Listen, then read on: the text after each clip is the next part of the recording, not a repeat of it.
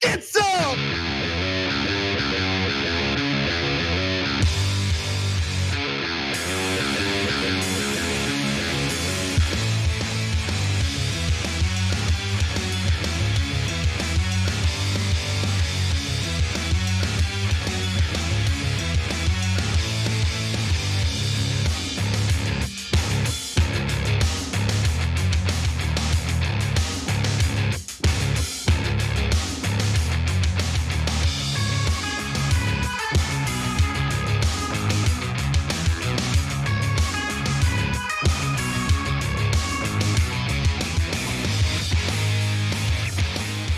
Welcome to TYT. I'm your host, Anna Kasparian, and I gotta be honest with you, I'm super excited for today's show.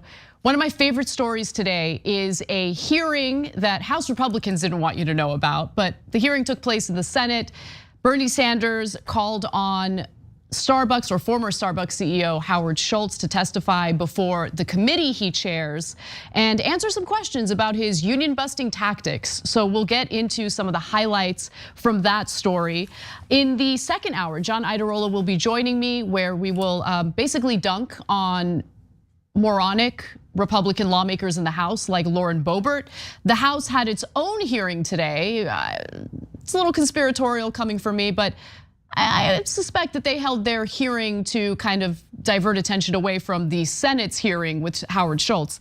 But in the House hearing, they talked about the DC efforts in DC to essentially update their criminal code, and somehow Lauren Boebert manages to represent herself as the dumbest person in the room.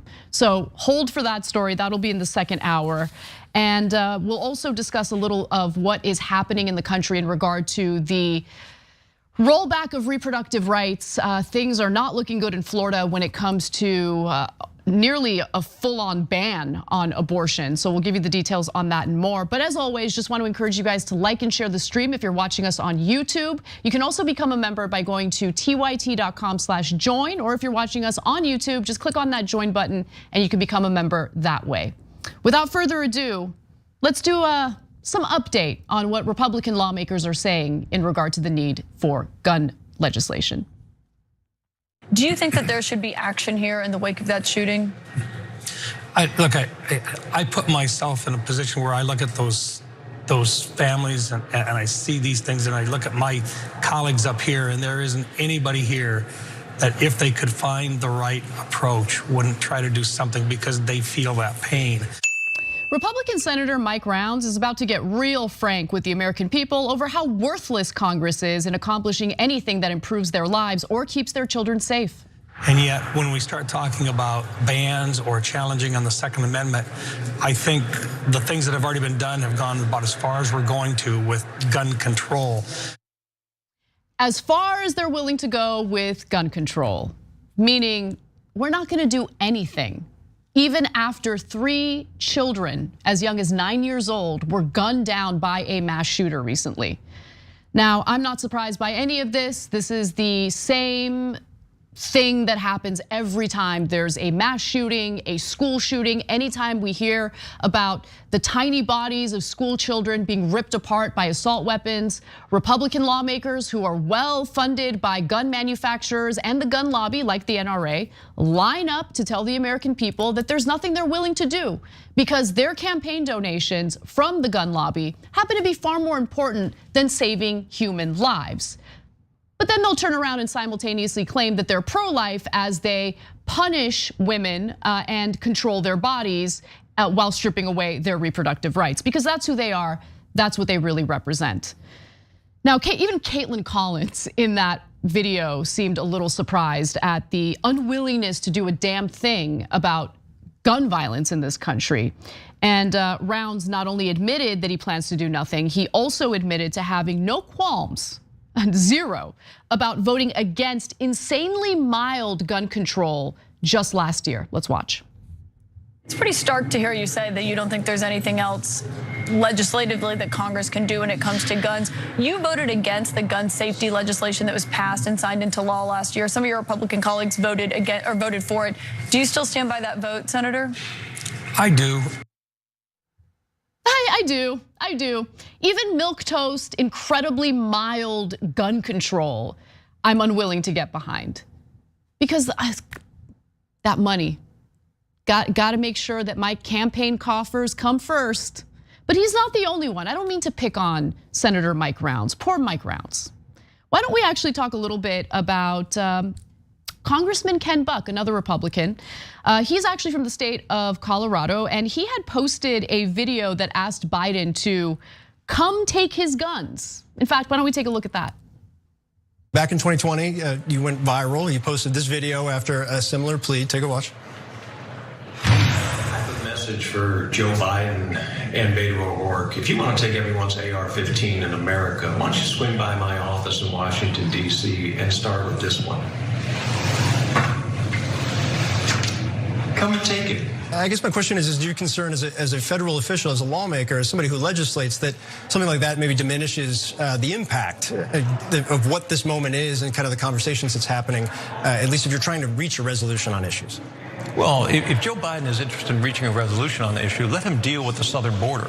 We have drugs coming across the southern border. And this crisis, this mental health crisis that we have in this country has a direct relationship to our drug laws being loosened and the lack of funding at the state level for mental health services. So let Joe Biden deal with some of the issues. Now we're going to respond to his claims about the need for mental health services. We're going to talk about his worries about cartel violence and drugs flowing in from the southern border allegedly. I'm going to address all of that. But before I do, I can't help but mention the video that he had no problem putting out there and, more importantly, defending. The video where he's holding on to his gun and telling Biden like, oh, you want to take our guns away? Come take my gun. Can you really posture as a tough guy when you're just a bitch for the NRA and the gun lobby? Genuine question. And if you're wondering what I'm referring to, I can give you some numbers. Now, this is a little bit outdated because it was reported by ABC News back in 2018. So I would imagine the numbers could be higher when you look at the total amount of campaign contributions that Ken Buck has taken from gun manufacturers and the gun lobby. But this is interesting because back in 2010, the NRA spent nearly $830,000 in an unsuccessful effort to replace Democratic incumbent Michael Bennet with Republican Ken Buck in Colorado. Buck, however, was able to win the seat only after Bennet left office to run for the Senate back in 2012. Now, the NRA didn't get involved in the 2014 race, but Buck was backed by another pro-gun group called Gun Owners of America. Now, if the NRA was willing to dump nearly $1 million into your efforts to win that congressional seat, you're gonna feel a little loyal to them. We don't want to do right by the gun lobby and the gun manufacturers who happen to fund the gun lobby. That is what matters to Ken Buck more than anything. Now, let's address all the other stuff that he brought up because he claims to be super concerned about our southern border. I mean, let's deflect, let's not talk about the guns. No, the real concern is the southern border. They're smuggling drugs. Let's talk about that. So where are the drugs coming from? One of the top killers, one of the top contributors to overdoses in America right now happens to be fentanyl.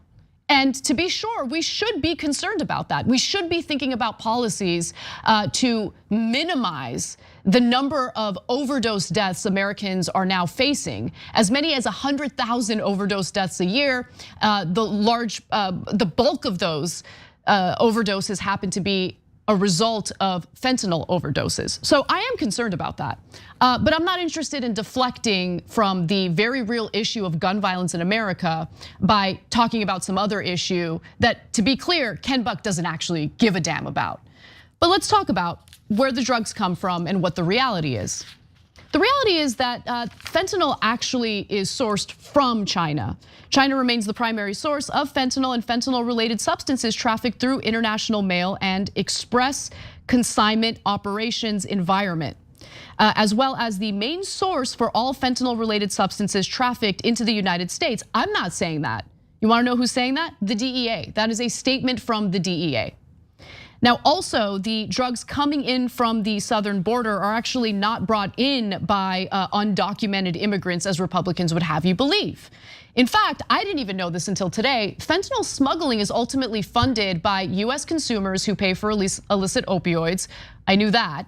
Nearly 99% of whom are US citizens. Now, in 2021, US citizens were 86.3% of convicted fentanyl drug traffickers, 10 times greater than convictions of illegal immigrants for the same offense. And that's according to the Cato Institute.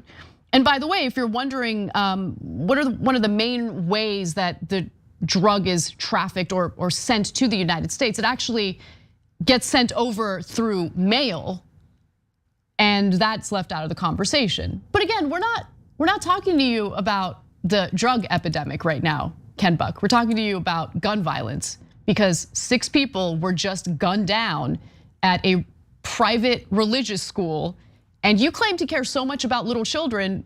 3 of those victims were 9-year-olds.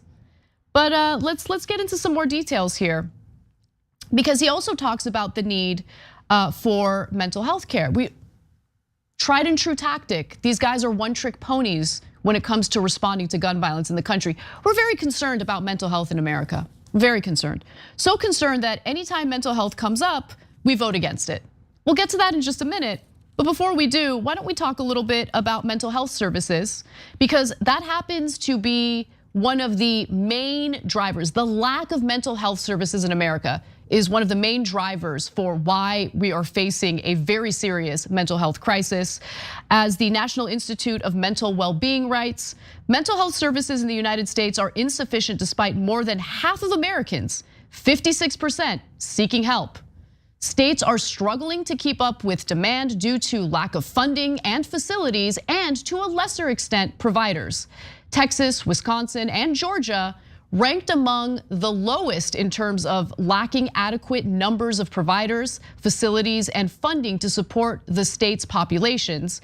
There is also a large disparity in access to mental health care based on level of income and location. So when they bring up the issue of mental health in America, it's a good issue to bring up. I have no problem with that. In fact, I think a robust, comprehensive approach to our gun violence problem in America is to focus on making it a little more difficult for people who shouldn't have guns, being able to get them. It's incredibly easy to buy a gun. On top of that, we absolutely should fund mental health in America. We are completely neglecting that issue, and I think we should focus on both. But understand that Republicans, like Ken Buck, mention mental health care after mass shooting events, not because they care about mental health, but because they want to pivot away from any discussion on necessary common sense gun legislation. By the way, when it comes to funding mental health, when it comes to voting on legislation to appropriate the resources necessary to take mental health seriously in America, Republicans vote against it. 205 Republicans vote against bill to expand school mental health services. And that was a headline from Truth Out in September of last year.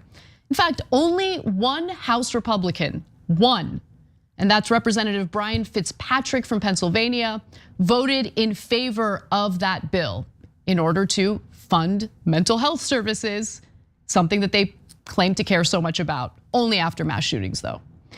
It's also worth noting that if Buck is so concerned about cartel violence and violence coming from the southern border, maybe we should think about not arming members of the cartel inadvertently because of our lax gun laws. The Mexican government estimates that more than 500,000 guns are smuggled from the United States each year, arming Mexico's deadly cartel wars. Officials in Mexico, which has just one gun store and issues fewer than 50 gun permits a year, blame lax US gun laws and the prevalence of gun shops in America for the bulk of weapons that allow cartels to flourish. I'm not done yet. If that information is shocking to you, get a load of this. Between 70 to 90% of guns recovered at crime scenes in Mexico can be traced back to the United States Drug cartels in particular buy those weapons in the United States, mostly in Texas or Arizona, and smuggle them across the border. So not only are we fueling the gun violence in America thanks to our lax gun laws, we're also fueling cartel violence south of the border because the cartel members can just easily buy guns due to our lax gun laws. But Republicans would have you believe there's nothing they can do. There's nothing they can do. I live in California, which happens to be one of the states that has some of the strictest gun laws in the country. I decided I wanted to purchase a weapon for self-defense, and I have one. And guess what? Process ain't that difficult. Background check doesn't take that much time. I don't feel like my Second Amendment rights have been violated. There was a background check conducted to ensure that I'm a law-abiding individual that is not going to use this weapon of death to kill innocent people. And I think all law-abiding citizens in America should be able to practice their Second Amendment rights. I do not want to ban guns. However, common sense gun legislation needs to be not only considered, but voted in favor of in order to mitigate what we are now experiencing in this country on a regular basis. Children getting slaughtered on their own campuses. The Republican Party can't, on one hand, claim they care about children and human lives when it comes to regulating the bodies of women, and then turn around and say there's nothing we can do when it comes to regulating guns that are used, of course, in all of these mass shootings that we're experiencing all throughout the country.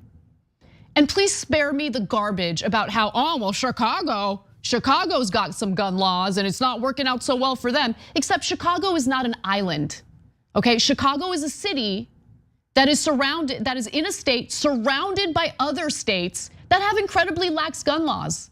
Very easy to cross state lines and buy a weapon somewhere else. We all know this.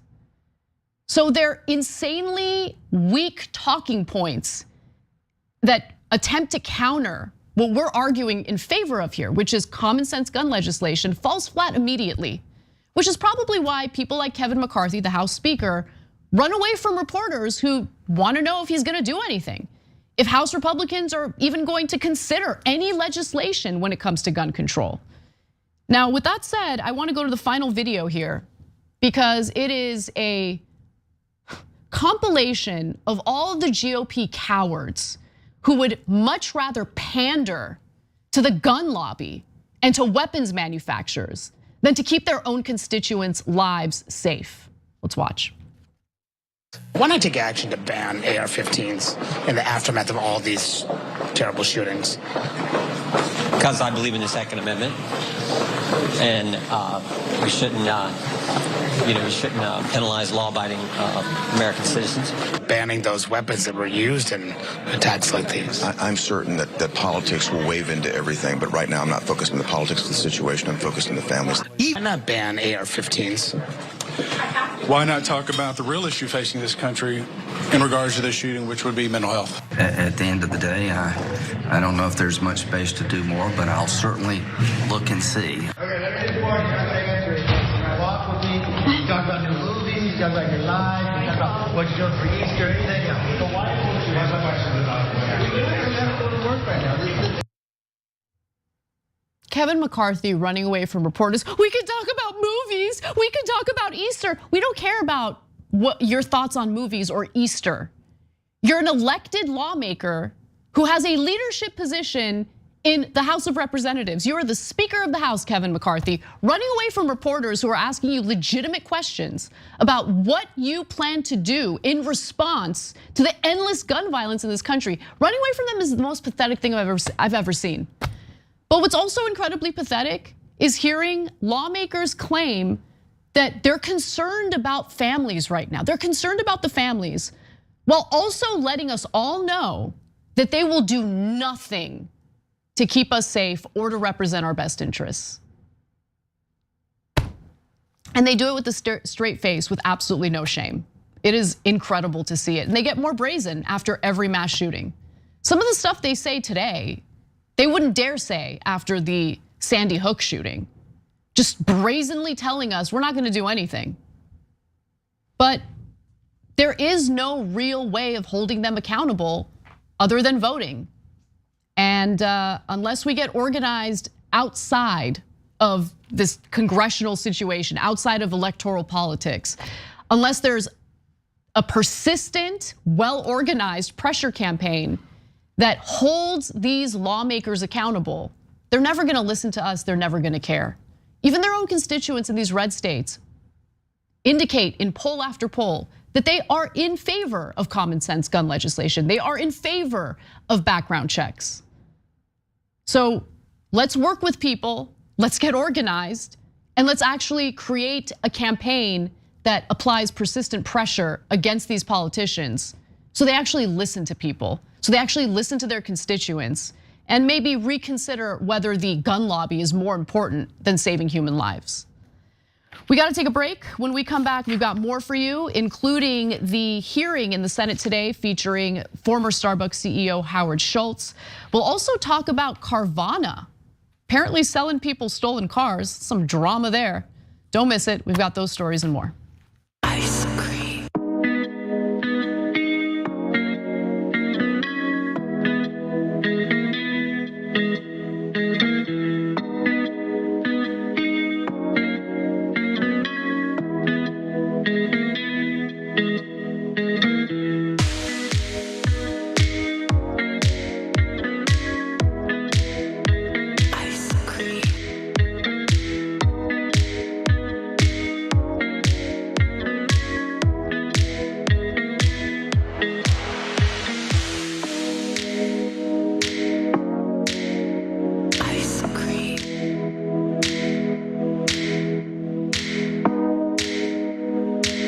2, our first social break of the day. I'm like super giddy because there's so many stories I'm excited to talk about on the show today. So the next segment is gonna be a real banger, don't miss it.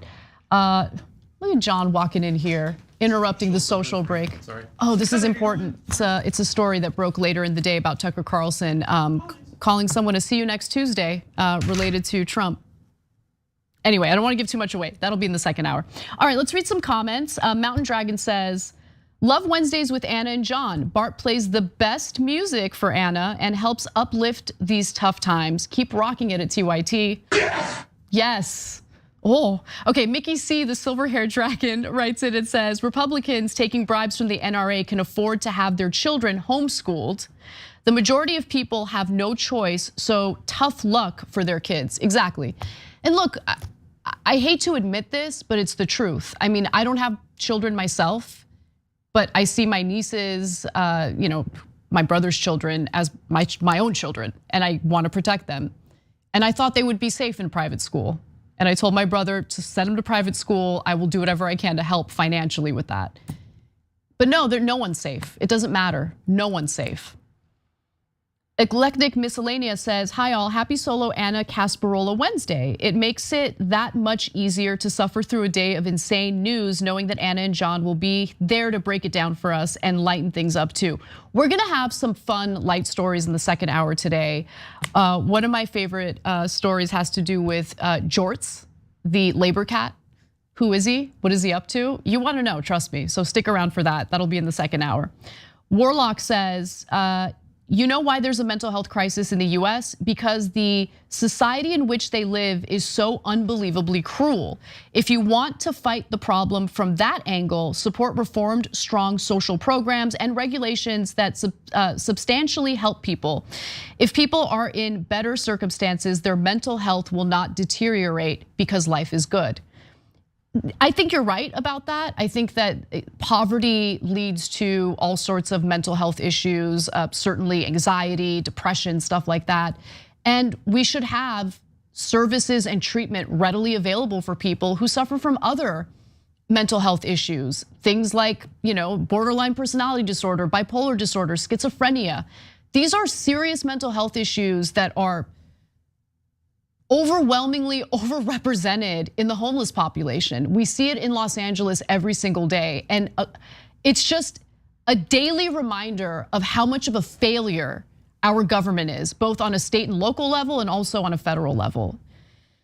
All right, we've got 24 seconds. Let's go to Dimesh in our Twitch subs. We have banned assault rifles before. It's perfectly constitutional. You're right about that. We're gonna actually talk about that a little more later in the show as well.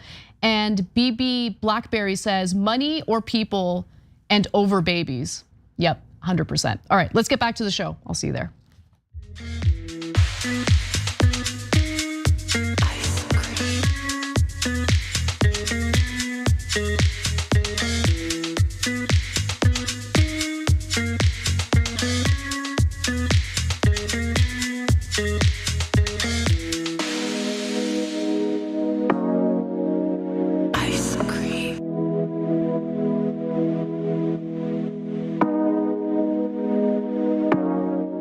Welcome back to TYT. I'm your host, Anna Kasparian, and I am very excited to share this next story with you. Now, I'm not usually one who gets excited about congressional hearings because usually it's nothing more than theater and there's no real takeaway. But in this case, when it comes to Senator Bernie Sanders, who's now the head of a very powerful Senate committee, I'm definitely interested. So let's do it.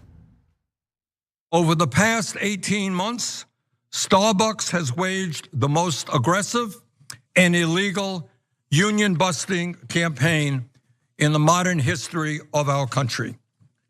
That union busting campaign has been led by Howard Schultz, the multi-billionaire founder and director of Starbucks, who is with us this morning only under the threat of subpoena. I love that salt coming from Senator Bernie Sanders, who now chairs the powerful Health, Education, Labor, and Pensions Committee. And he not only threatened to subpoena Howard Schultz, the now former CEO for Starbucks, but after issuing that subpoena threat, Howard Schultz is like, okay, I guess I'll go ahead and testify in this hearing. He had no choice. He did show up. The hearing took place today, and it really was incredible. So before we get to some of the highlights from this hearing, I think it's important to back up and remember what the union busting tactics were. And this, of course, happened in response to hundreds of Starbucks stores across the nation organizing and voting to unionize. And guess what? Nearly 300 of them voted in favor. So 360 stores in total have held union elections, and they've been met with aggression from their employer, Starbucks. Now, 83% of those elections have resulted in a union victory. What is insane is that even though it has been now a few years since the first store voted in favor of unionizing, Starbucks has yet to sign a single contract with a single unionized store. In fact, instead of negotiating in good faith, even though Howard Schultz would lie up and down and claim that they have been trying to negotiate in good faith, they haven't. What they've really done is try to bust the union or any unionization effort. So Bernie goes on to say that the National Labor Relations Board has filed over 80 complaints against Starbucks over violations of federal labor laws. But it doesn't stop there. There have been over 500 unfair labor practice charges lodged against the company. In addition to that, federal judges. So this is not like, oh, they've been accused, but they haven't really, there hasn't been an investigation. We don't know if they're guilty. No, federal judges have found that Starbucks broke the law 130 times across 6 states since the workers started organizing to form unions in the fall of 2021.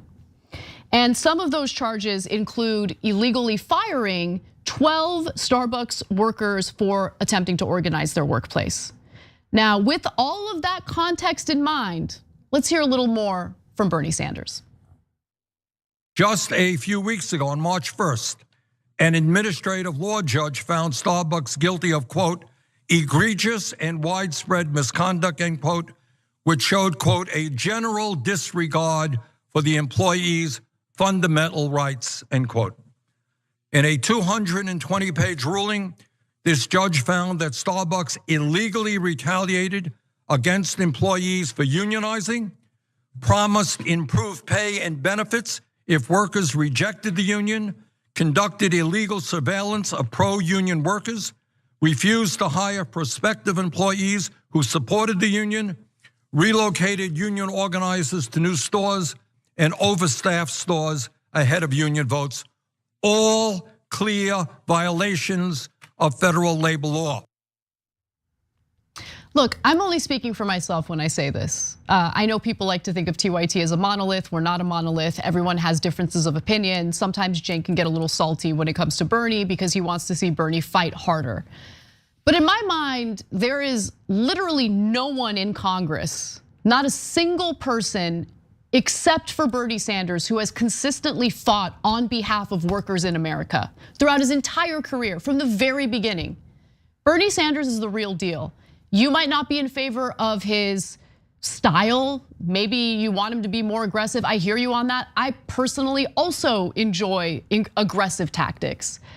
But in regard to what he's doing with this incredibly important leadership position, I couldn't be prouder to be a major supporter of Bernie Sanders, because what he's up to makes it abundantly clear that his top priority is the American worker. And that is so rare to see in a political landscape where corruption is basically on the minds of everyone. Everyone's thinking about their corporate donors. Everyone's thinking about doing right by the corporations that fund their campaigns. Bernie Sanders, though, he's different. And even though he's been a politician for decades, even though he exists in this system where all the incentives are for you to do the wrong thing, he's resisted those incentives and he's actually looking out for what the workers' best interests are, and I love to see it. With that said, he mentioned what the federal judges had found Starbucks to be guilty of. He also mentioned a little later that federal judges ordered Starbucks to reinstate 7 workers who were legally fired, reopen a pro-union Buffalo, New York store that was illegally shut down, and also pay reasonable consequential damages to more than 24 Starbucks workers whose rights were violated due to the union busting tactics that were used by Starbucks. Now, it's also important that Bernie laid out all the labor violations that Starbucks committed based on these federal judges and their rulings, because Schultz would go on to basically lie about it during the rest of the hearing. But here are some more details you should know about before we get to some fun video. Noting that the first group of Starbucks workers to win union elections have been waiting more than 460 days to negotiate a first contract, Sanders pressed Schultz to promise that Starbucks would exchange proposals within the union or with the union within 14 days of the hearing. Schultz declined to make any such promise. He did say the company would continue to bargain in good faith in face-to-face sessions, but not in sessions streamed on Zoom as demanded by the union, citing safety and privacy concerns. What are the safety concerns when you're doing a meeting on Zoom? You're worried your internet might drop off and you might have difficulty reconnecting? Like, what safety concerns? What are you talking about? No, they don't want to negotiate in good faith. And they're worried that if they hold these negotiations online via Zoom, someone might record it and leak it to the press and make it abundantly clear to the American people that the employers here, Starbucks, doesn't actually give a damn about the workers and is not negotiating in good faith. But with that said, at one point, Howard Schultz uses the fact that the federal government has failed to increase the federal minimum wage. And I have no problem criticizing the federal government for that, but I do have a problem with it in this context. And after we watch the video, I'll explain why. Today, baristas in our stores earn on average $17.50. Respectfully, that's more than the minimum wage of every senator that's represented a state on this committee, including, respectfully, Chairman Sanders, where the minimum wage in Vermont is $13.18. We're at $17.50. So let me get this straight. Corporate America bribes politicians to keep the federal minimum wage at the pathetic $7.25 level that it's at today. And then corporate America has one of their representatives, Howard Schultz in this case, use that fact against policymakers and lawmakers? Now, Bernie Sanders is not responsible for state legislation in Vermont. He's a United States senator. And to be sure, he's been one of the biggest warriors in trying to increase wages for Americans, in trying to increase the federal minimum wage for American workers. So it was a weird attempt to dunk on Bernie Sanders, but we know how this game is played, Schultz. We know how corporate America bribes politicians to avoid ever having to increase wages. But one of the exceptions is Senator Bernie Sanders. We all know that, but good try, good try. Now, while it was clear that Bernie was looking out for workers in the context of this hearing, that wasn't really the case for the Republican Party, which shouldn't be surprising for anyone. Let's actually start with Mitt Romney, who argued that senators like Bernie are calling for the hearing because they're corrupt. I also think it's rich to not recognize the extraordinary conflict of interest we have, which is our Democrat colleagues overwhelmingly get their campaign funds from unions, and therefore would like to find every possible way to extend unions, even if an enterprise feels that it's in their best interest to pursue a different course. Okay, all right. I mean, come on, how rich is that? Mitt Romney, are these Democratic lawmakers corrupt? Which, by the way, a lot of them are. They absolutely are. But to bring up unions and their contributions to various campaigns while pretending like we don't know about the corporate capture of our legislature is insane. In fact, why don't I just bring that up now? Because I did look into how much Starbucks spent on lobbying in 2022 alone. For the midterm elections alone, how much did they spend on lobbying? Oh, would you look at that? According to Open Secrets, $1,170,000 in just one election cycle alone. But of course, Mitt Romney didn't bring that up. Instead, he brought up the campaign contributions that some members of Congress take from unions. What do you expect unions to do? To just sit back and allow corporate America to do all the bribing? Which, you do a comparison. Corporate America's got them beat considerably in terms of the dollar amount. But with that said, I do want to go to one more graph, also from Open Secrets. This one shows annual lobbying by Starbucks. And so you can see in 2013, there was quite a spike in lobbying.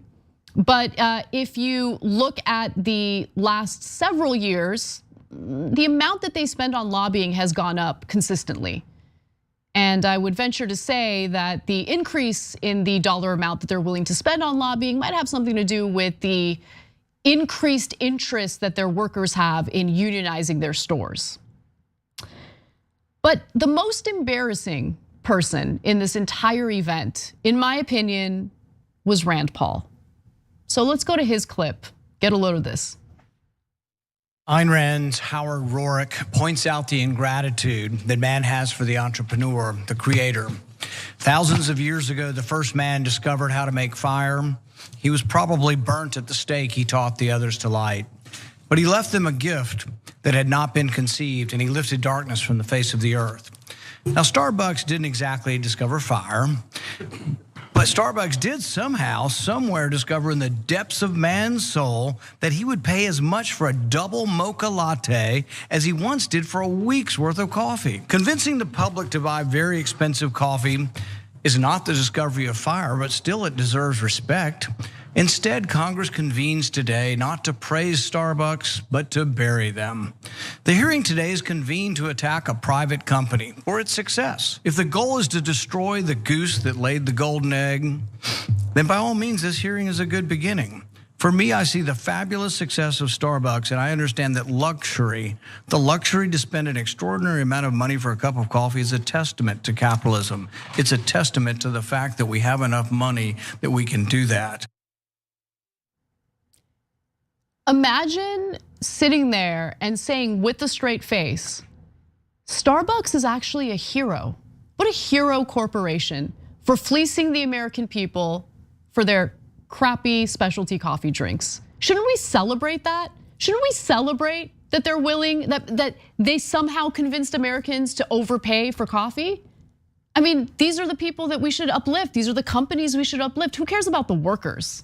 Who cares about the workers? And by the way, if that's genuinely his take, if his take is, no, Starbucks is awesome. I mean, yeah, they didn't create fire, but close. I mean, they are so persuasive in getting people to buy their crappy coffee that like we should celebrate them. Okay, great. Who makes the coffee? Who makes the specialty drinks? What generates the revenue at Starbucks? Is it Howard Schultz? Or is it the workers who actually make the coffee drinks, the tea drinks, all of the products that they sell in their stores? Who does that? It's the workers, and that gets left out of the equation in every argument I hear from the anti-labor, anti-union Republicans. And what I loved about the entire hearing is every time a Republican had their turn to speak and ask questions, they're like, I believe in people's right to organize. I mean, if workers want to organize, I have no problem with that. I have no problem with that. But also, I'm gonna provide cover for Starbucks as it is busting unions and firing workers if they get any inkling that those workers are trying to organize their workplace. I mean, it's so pathetic. And quoting Ayn Rand, I mean, they're caricatures. These are caricatures of Republicans. I mean, they really do fit the stereotypes. It's incredible stuff. But finally, I want to go to Senator Tina Smith because she had an exchange with Schultz that really stood out to me. Because billionaires love being billionaires, but they don't like it when people call them out on being billionaires. And Tina Smith had mentioned Howard Schultz's fabulous wealth. He got a little testy about it. Let's watch. I thought my entire life was based on the achievement of the American dream. Yes, I have billions of dollars. I earned it. No one gave it to me. You earned it how, Howard Schultz? You earned it how? And that's really the mentality that's so incredibly frustrating. Because in their minds, they're successful and they're fabulously wealthy because they earned it. It's their hard work that made that happen. But I don't think I'm saying anything controversial when I point to the fact that he would have nothing if it weren't for the workers in all these stores all across the country, all across the world, by the way, who do the hard work, who deal with the customers, who deal with the, I don't like this, you didn't make it right, make it again. All of the trials and tribulations that come along with being a barista, which I also personally experienced, not at Starbucks, but at Coffee Bean and Tea Leaf. It is an incredibly difficult job. It is a job that deserves respect, a job that deserves a livable wage, good benefits, and more importantly, it's the kind of work that honestly deserves respect from management and from the executives. Because for all the bragging that Howard Schultz wants to do about his hard work and how he earned it, he wouldn't have a damn thing if it weren't for the workers. And if they want to organize, if they want to sit at the table, if they want to have any ability to negotiate their working conditions and their wages, they should have that right. And that's what Bernie Sanders is trying to protect. That's what Bernie Sanders is trying to hold Howard Schultz and the executives at Starbucks accountable for because of their union busting tactics ever since these stores started to organize. Finally, I'm gonna read one more graphic. Interrupted by Sanders telling him his time had run out, Schultz managed to add, "It's your moniker constantly. It's unfair." Meaning being referred to as a billionaire. Stop calling me a billionaire, it's unfair. Why is it unfair? I thought you earned it. I thought you're proud of it. The thing is, citing his insane wealth is a reminder of the inequality that American workers are dealing with today. Because when you see these workers lose their livelihoods over wanting to organize their workplace, and then you see the compensation for the executives at Starbucks, you'll understand why it's important to organize your workplace, why it's important to have a seat at the table, and why this inequality is crushing the vast majority of Americans across the country. If it weren't for Bernie Sanders, we'd never hear about these issues in Congress. So thank you to Senator Sanders for holding this hearing. I hope he does a lot more. We got to take a break. When we come back, I'm going to do my best to not talk too much or spend too much time on one story. We'll talk about Blackstone, the nation's largest slumlords, when we return. Ayn Rand's Howard Roark points out the ingratitude that man has for the entrepreneur, the creator. Dumbass.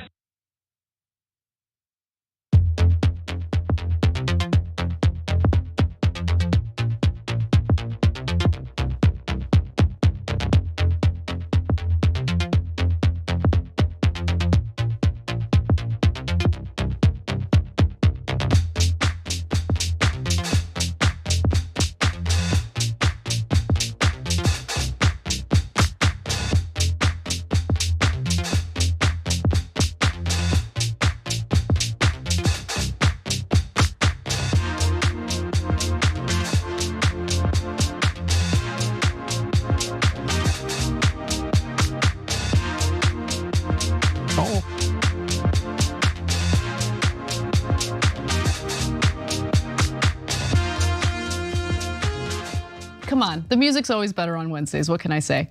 I mean, the music's always great, Bart, but on Wednesdays, you cater to me, and I like that. All right, let's go to our wonderful, lovely Twitch community. We've got Elegant Dragon 44. I like that. Anna, the number one reason you'd hate being an accountant is that you'd be spending a lot of your time finding ways to save your wealthy clients money. Why are you speaking truth to me right now? I want to reject it. My plan B has been destroyed. I didn't think about that. But can't you decide who your clients are, right? Like, you get to decide. I don't know. Anyway, I'm not actually gonna end up being an accountant. I know that. It's just I have fantasies about living a private life one day where I don't have to ever be on social media. But anyway, the rest of the comment is, I hated listening to rich people complain about paying taxes all day as a progressive. Oh my God, that would drive me crazy. So I hear you on that. Mind Grifter says, if they could figure out a way to have sex with guns, they would. I'm not entirely convinced that they don't already actually. Look, honestly, I could be wrong. I don't even think that they're necessarily obsessed with guns. I think that they just do the bidding of the gun lobby. I think that's really what's behind it, because what lunatic is really that crazy about guns? I don't really, anyway. Yes, there's some enthusiasts out there, but to the point where you have like a, I don't know, red, white, and blue AR-15 hanging from your wall, and then you threaten the president of the United States with it? I don't know. Anyway, I could be wrong. Let's go to, God, so many great comments. Let's go to Peter Hamby in our super chats. It should be about time that we confront these congressmen, maybe in a town hall meeting, and question them on camera about what they'll say if their families are the ones caught in a mass shooting. I mean, it's amazing what they're willing to basically brush aside in an effort to protect gun manufacturers. So I would love to see that. That'd be great. Ash Barrett says, he went from a school massacre to the southern border. What? Thank you, TYT, for continuously exposing the garbage from Washington. My pleasure. Ezra Graves says, I'd love to meet the God Republicans worship. Dank Prohl says, but Anna, aren't a lot of mass shootings law-abiding until they do the shooting? The background checks clearly aren't strict enough. Not necessarily. A lot of mass shootings happen because a young person who does it obtained the weapon from their parents who didn't secure the gun, or they purchased the gun from a private seller. Every story has a different situation in which they obtained the gun. But yeah, I think background checks could be better in that there are certain loopholes that we need to close when it comes to background checks. We've talked about that before. Maybe we'll talk about that in more detail in coming days. For now, let's get back to the show.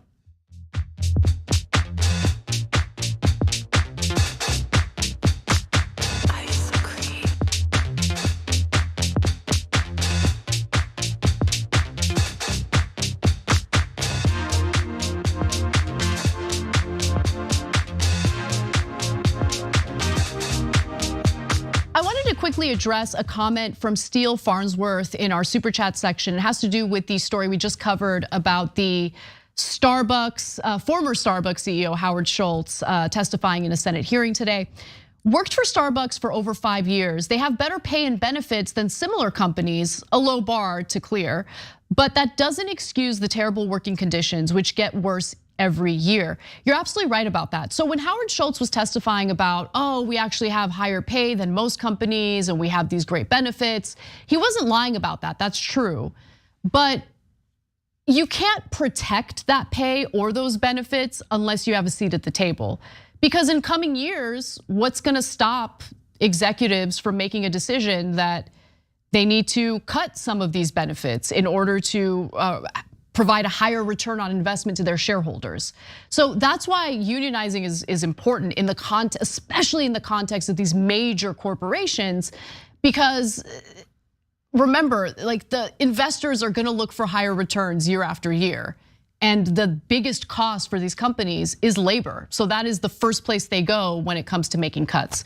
But thank you for that perspective, because I think it's important to bring that up. All right, for now though, let's go to one of my favorite stories, how much I hate Blackstone. What's the problem with a private equity firm applying its shareholder first mentality to the rental business? Reuters reported the picture that emerges is one of leaky pipes, vermin, toxic mold, non-functioning appliances, and months-long waits for repairs. Private equity firm Blackstone Group is now the country's #1 landlord, meaning they own more rental properties than any other institutional investor or mom and pop landlord in the country. In fact, if you think mom and pop landlords would even have a shot at beating Blackstone Group, you would be mistaken. Because Blackstone Group has acquired quite a bit of real estate, both single family homes and apartment buildings. And their whole play here is to focus their energy on low income neighborhoods and moderately priced real estate. Essentially take these single family homes and these rental units, maybe do some renovations, shoddy renovations to be sure, and then jack up rent and evict people, by the way, with no problem at all if they're unwilling or unable to pay the insanely high rental prices or pay some of the needless fees that are associated with corporate landlords like Blackstone. Now, recently there was a report done on how Blackstone and its real estate ventures have impacted San Diego specifically. And the report was done by two organizations, the Private Equity Stakeholder Project and the Alliance of Californians for Community Empowerment. And the report is damning. And it's not just about San Diego. The report might just be about San Diego, but this is a practice by Blackstone across the country, and it could very likely be impacting you. So the report highlights San Diego County, where private equity firm Blackstone purchased 5,600 naturally occurring affordable housing units in 2021, and how as units become vacant, the company has raised rents in some units between 43 to 64% in just 2 years. Let that sink in. Let that sink in. Who can afford rent that increases that much? Especially in the midst of a pandemic, at a time when the economy, yes, I know, I've heard all the lies from the Biden administration. They've created so many jobs, yada, yada, yada. The economy is garbage for the vast majority of Americans. Inflation has crushed them. And to add insult to injury, you got Blackstone Group coming into communities, buying up all this real estate and jacking up rent. So Blackstone is now the third largest landlord in San Diego. At the Fashion Hills apartment complex, the average rent as of September of 2021 was $1,641 a month. Under California law, the maximum cap of 10% for an annual rate hike would mean an increase to an average of $1,805. Yet Blackstone is listing one-bedroom units starting at $2,354 a month, which, by the way, is 43% higher than the previous average, and two bedrooms starting at $2,690 a month, which is 64% higher than the previous average. I don't know how and why they're able to get away with that, considering California has some pretty strict laws pertaining to tenants' rights and tenants' protections. I I mean, I don't understand why Blackstone is able to do whatever it wants, whenever it wants, with absolutely no consequences, with complete impunity. But the story gets worse. Blackstone, in addition to jacking up rents, also charges ridiculous fees, unnecessary fees. And it does impact communities and families who just can't afford the jacked up rent and the fees on top of it. Here's a story impacting one family in Los Angeles, California. Blackstone tenants also face predatory fees. According to a recent lawsuit, an elderly Los Angeles woman who had fully paid her rent was threatened with eviction because she had $40 in unpaid fees. Oh, what a great country we live in, right? Threatening to evict an elderly woman because of her inability to pay a $40 fee. They don't care. They'll evict an elderly woman over $40. Even though we're talking about, a company that manages over $900 billion in assets. It's never enough. The greed is unbelievable. And they don't hesitate to evict people. For instance, Blackstone filed over 350 evictions in Florida between August and November of 2022. And there may be way more evictions coming up as Blackstone may impose larger rate hikes or rent hikes. So in December of 2022, for instance, the head of America's real estate for Blackstone estimated that the private equity firm can increase rents 20% higher than the company was charging. Apparently it's not enough. Go higher. Charge 20% more than what you've already jacked up the rents to. It's unbelievable, but except it's not unbelievable. It's absolutely believable. And look, the one thing I want everyone to keep in mind is that while we absolutely need to build more housing, what's to stop Blackstone or some other private equity firm from jumping in and immediately snatching up those new homes that are built in order to alleviate the housing crisis? There needs to be a legislative effort to stop this from happening. You're gonna have a lot more luck, in my opinion, if you try to get legislation passed on a state level. So do it. Organize in your state and try to get something done legislatively. The Biden administration, this isn't even on his radar. Congress isn't thinking about this, besides which we can't even get Congress to pass common sense gun legislation after children are slaughtered in mass shootings. You think they're gonna do a damn thing about Blackstone Group and private equity firms? Now, Blackstone also lobbies to prevent policies that would protect and create affordable housing. So Blackstone spent millions of dollars fighting against rent control in California. Blackstone, in fact, gave over $7 million in 2018 and more than $7 million in 2020 to oppose statewide ballot initiatives that would have limited rent increases. The private equity firm specifically focuses on snatching up properties in minority communities, which shouldn't be surprising, where tenants are more vulnerable economically. A review of almost 400 properties owned by Blackstone found that 240 of them were in neighborhoods where people of color make up more than half of the residents, including almost 100 properties where people of color account for 80% or more of the area's residents. The average Blackstone-owned property is in a neighborhood where people of color make up 58% of residents. And I should note, I said it once, I'm gonna say it again. We're talking about a company, a private equity firm, I should say, that manages $975 billion in assets.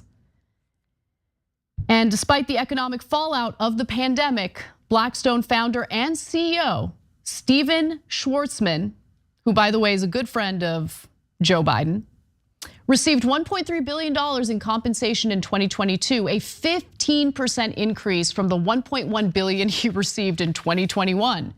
Schwartzman is also one of the wealthiest people in the world with a net worth of $30 billion as of February 2023. They're real quick to evict an elderly woman from her home over $40. Knowing full well that they're raking in, the executive, the head, the CEO is raking in. I mean, you really need $1 billion in your annual salary on top of your already fabulous $30 billion wealth. But make sure you evict that poor elderly woman from her home because of her inability to pay a $40 fee. We have no one actually protecting ordinary Americans. And that's the problem here. When you have a capitalist system which has one goal and one goal only, maximize profits, you need to have a robust government effort to protect consumers, to protect workers, to protect the American people. We have no watchdogs. There is no cop on the beat. And in the meantime, what was left of the American dream is being gobbled up by private equity firms who just can't get enough money, enough resources, who can't get richer. It's never enough for them. This is how the system's working out because we have no one looking out for us. That's the reality of the situation. And as I said, it's not just San Diego. This is happening all across the country. Not a single piece of legislation proposed, at least that I know of, to mitigate this. It's just gonna keep happening. We gotta take a break. When we come back, John Iadarola will join me where I hope that we will be more productive and we'll cover more than 3 stories. Okay, we'll see you in a few.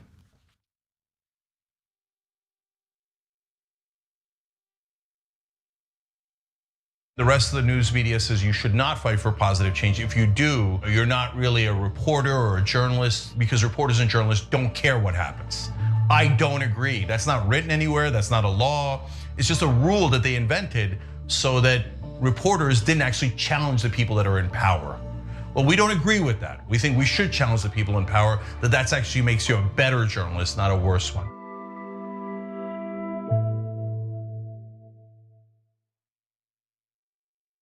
Here at the Young Turks, we do our best to bring you the most essential news stories of the day, but we can't cover everything in a 2-hour show. And for the rest, I recommend Ground News. Founded by a former NASA scientist, Ground News uses a revolutionary system that analyzes where the news is coming from and gives you complete transparency on the potential biases these sources may have. That way you can read between the lines of media bias and break free from the corporate media agenda. In arming you with the context and transparency, you'll have everything you need to think critically about the news and build responsible media literacy for yourself and others. With Ground News, you're not just mindlessly consuming the media, you're part of a movement that is working to hold them accountable and get straight to the facts. Break through the filter bubbles, the propaganda, and the bias, and subscribe to Ground News today.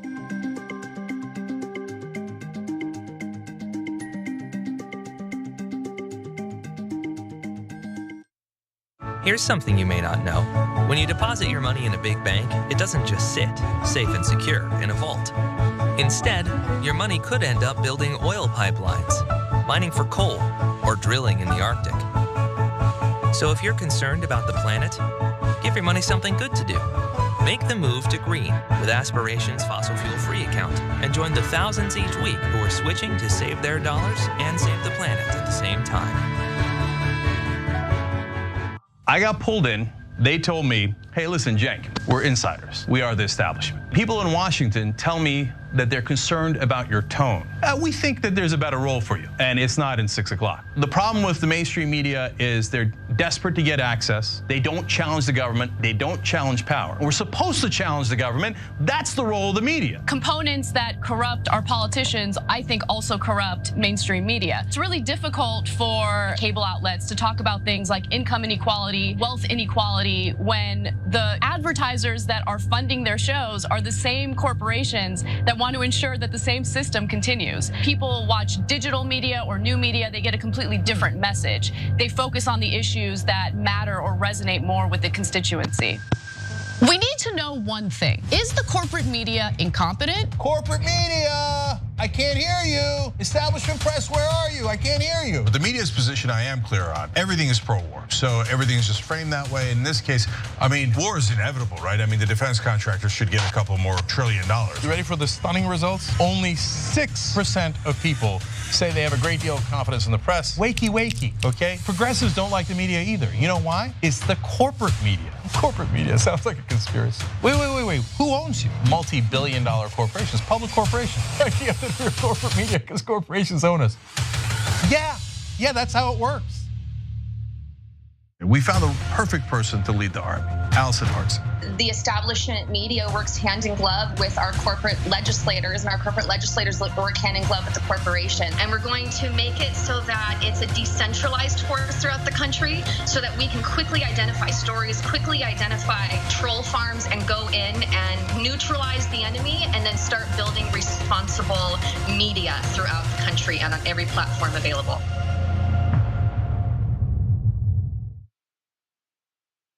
Let me stimulate you. Oh. Amazing.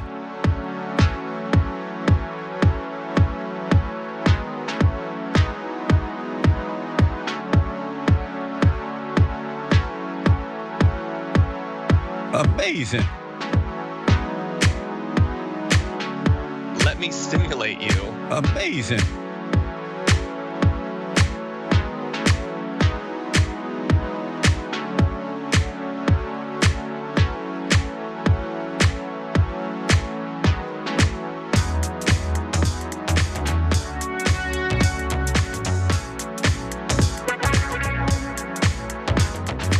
Welcome back to the show, everyone. Anna Kasparian and John Iadarola with you. John, I covered the hearing today in the Senate with Howard Schultz. Frank Rockefeller, I think that last name is relevant. The Rockefellers, yes. I'm just kidding. Seems a little critical of unions, which is why, maybe the last name does mean something. I'm just kidding, I'm just kidding. But I do want to read your comment because we do read critical comments too. Profit rules. Coercive unions encourage short-term profits and lower investment and lower long-term wages. Well done for thinking. Do you want to provide any data for that? Because I'm not buying it at all. Like it might, I'm not. Unionized companies might discourage investors from investing. Maybe because you got a unionized workforce, then you're gonna have to negotiate with the workers and not just maximize profits for the shareholders. So, so that might be true. But I do appreciate your comment. Thank you for writing in. But we need more labor militancy in this country. That's the only way forward, in my opinion. Marlon Brooks says, thank you for honest news coverage. You're welcome. And I do want to read one more comment from Lars, who says, I'm confused. Is Starbucks an American capitalist wet dream or a tyrannical socialist overlord who makes you woke with their coffee? I don't know. Inquiring minds do want to know, though.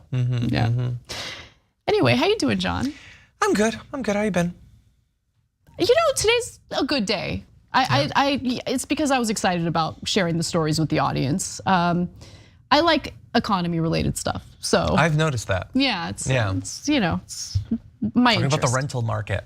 I know. I did like that story. I think I sent it to you. I don't remember for sure, but yeah. No, Kate Bettino, one of our producers, sent that to me. She pitched it, so don't take credit. You can sit down. Anyways. We'll see who sent it first. Well, why don't we get to this crazy story regarding Carvana?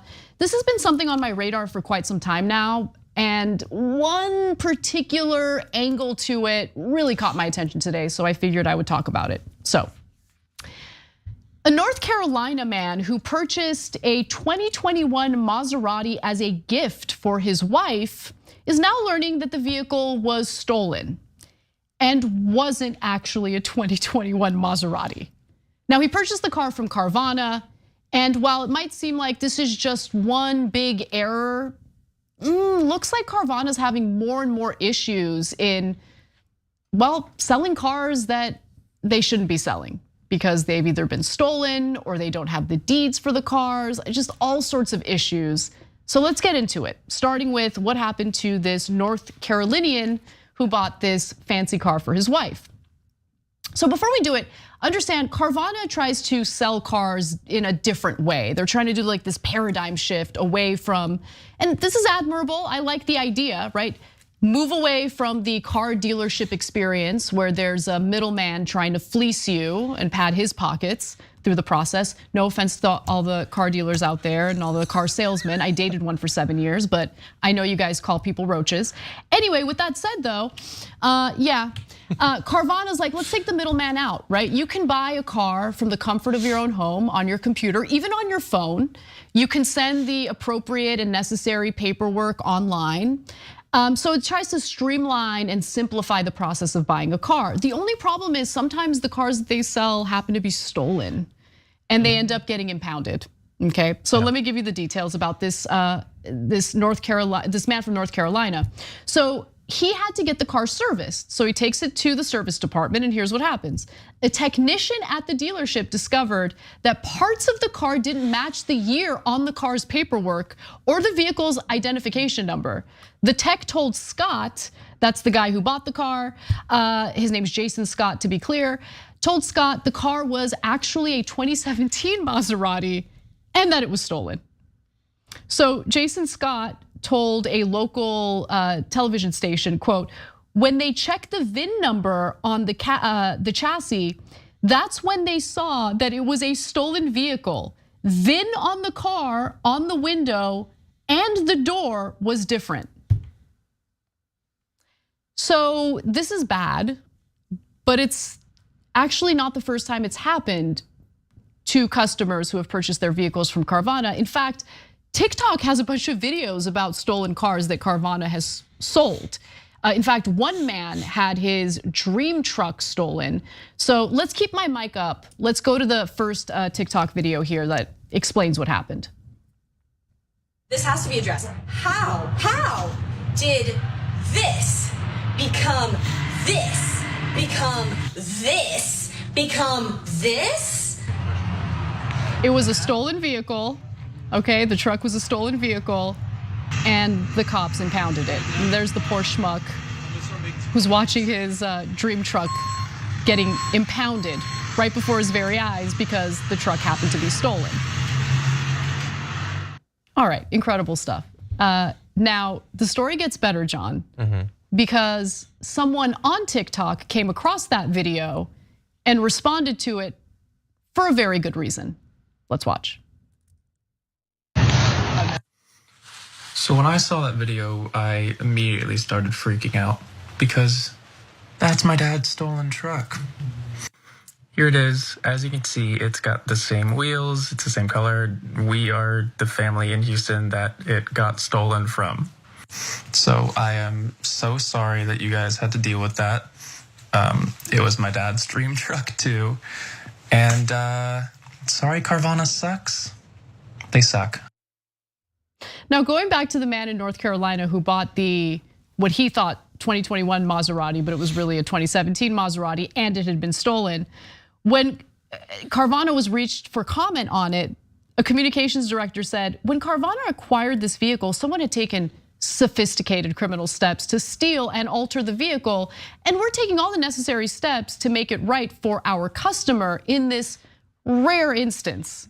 Now, look, I don't know how rare it is when there are multiple stories in the news that sound very similar, right? Rare is, they don't mean that it never happens. They mean that rarely are they forced to acknowledge it publicly and have the media pay attention to what they're doing. That's true, maybe. That's true. And there are some local news stories sprinkled, across the country about this, but I haven't really seen a big full-blown investigation into it by like a legacy outlet. Like I'd love to see New York Times investigate this. Maybe we can get one of our reporters to look into it. But no, they haven't been helpful. So Scott says that he had to prove to law enforcement that he purchased the car from the online used car dealer. He also contacted the company and they didn't give him many options. He's told a local television station, she said, well, we can't trade the vehicle back in until you bring the vehicle back. I said, I can't bring the vehicle back. The police have the vehicle. Scott said his attorney eventually sent a letter to Carvana demanding $1 million in compensation for financial and reputational losses and a public apology. Carvana sent Scott a letter saying it didn't know the car was stolen when the company purchased it. It offered Scott $1,000 in addition to a refund on the vehicle and an apology. And Scott says, I know they say they have a 150-point inspection or do 150-point inspections. I want them to have 151. Check to see if the vehicle is stolen.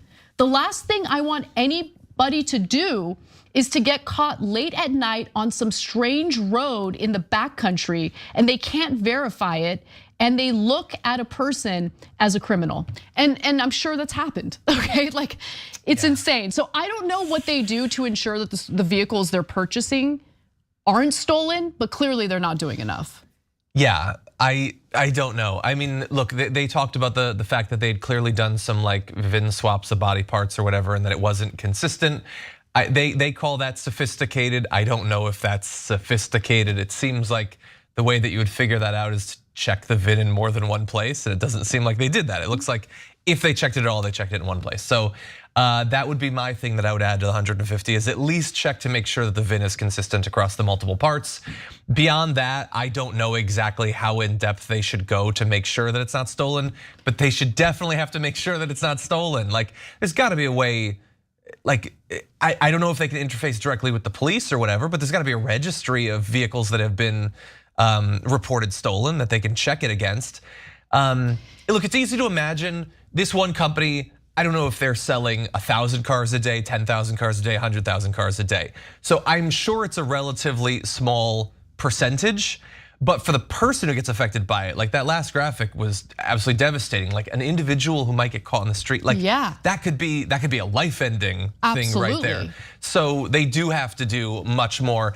Like, I'm not saying that they have to make it so this never happens. I don't even know if it's possible. I don't know how sophisticated the techniques are. John, but when you get caught out, you have to offer more than $1,000 in an apology. Guys, there are used car dealerships all across the country. You think they're checking? Yeah, we don't see story. I mean, I'm sure that I'm not gonna say there's never been an instance of a different dealership having this issue, but I'm not seeing a bunch of stories in headlines right now, or cases in headlines right now of used car dealerships selling stolen cars. With Carvana, just do a quick Google search. And the thing is, since there hasn't really been any real media attention on this, and you'll just see local news stations covering it here and there, it's really hard to know how widespread this problem is.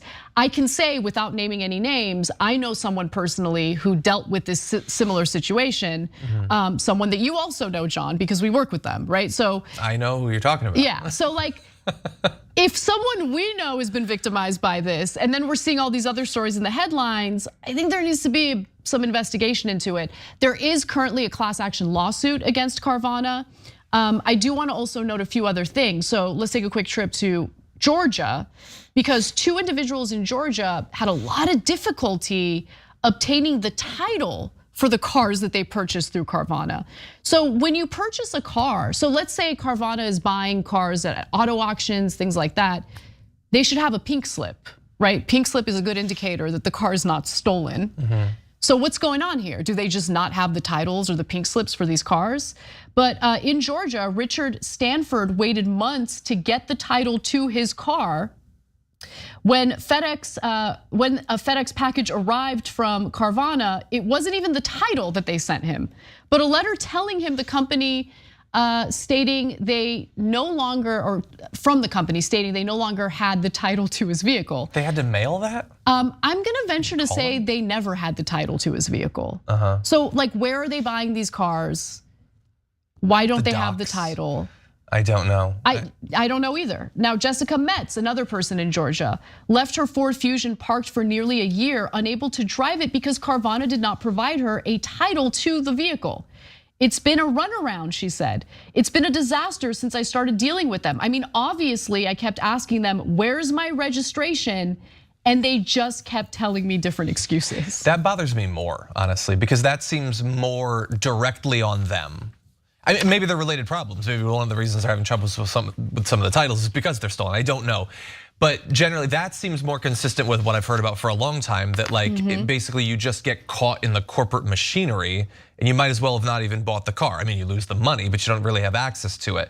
That seems more like they don't give a damn. They're not expediting giving you either an explanation or a refund or a different car, which is definitely within their power to do it.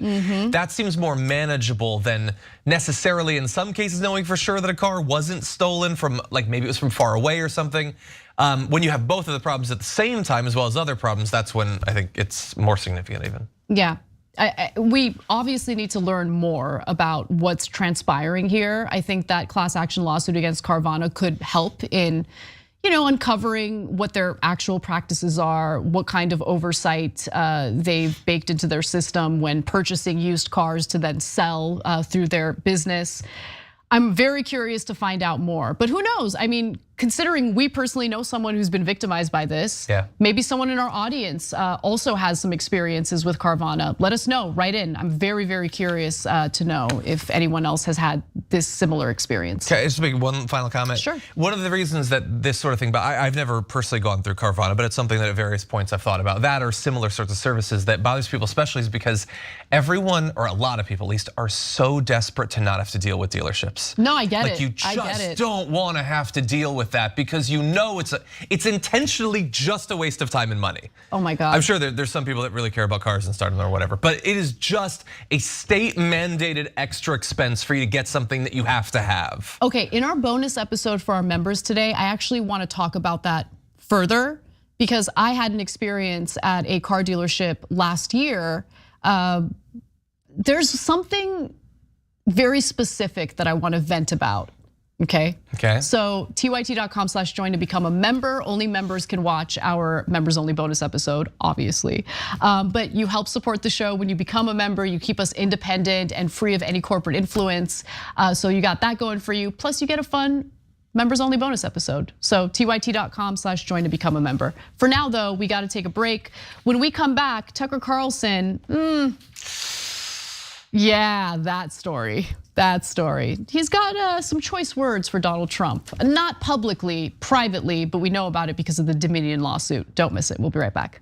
Ice cream.